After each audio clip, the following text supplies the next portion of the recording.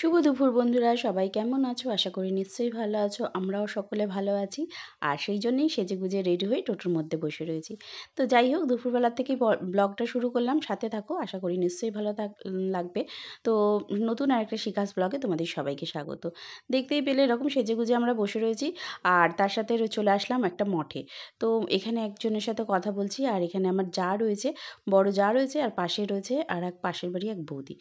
তো চলো সবাই মিলে একসাথে চলে এসেছি। আজকের দিনটা খুব আনন্দের সঙ্গেই কেটেছিল।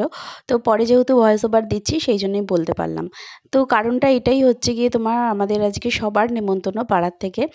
যার কারণ হচ্ছে আমার এক পাড়াতুতো দেওরের মেয়ে হয়েছে, তার 6 মাস বয়স হয়ে গেছে, তো অন্নপ্রাশন দেওয়া হবে।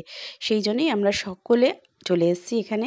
তো সকালবেলা এখানে যাই হোক, সকালবেলা ও রাম ঠাকুরের আশ্রমে গিয়ে ঠাকুরের প্রসাদ অন্ন দিয়ে এসছে। আর এখানে বাচ্চাটাকে আনেনি, এত গরম বলে সেই জন্য আনেনি।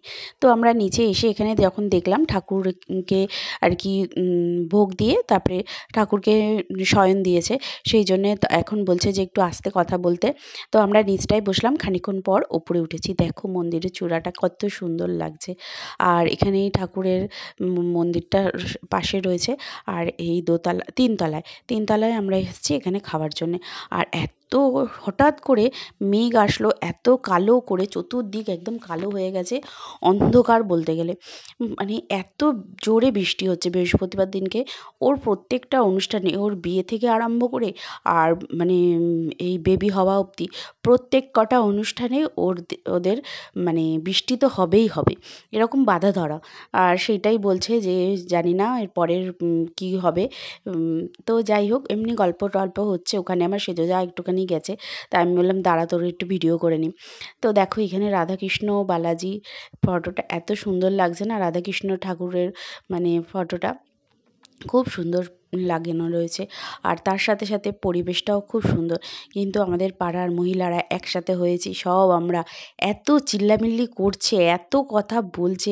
লাস্টে মহারাজ এসে বলছে কি, ঠাকুরকে একটু নিদ্রায় দিয়েছি তো, একটুখানি আপনারা আস্তে কথা বলুন, এরকম জোরে কথা বলবেন না।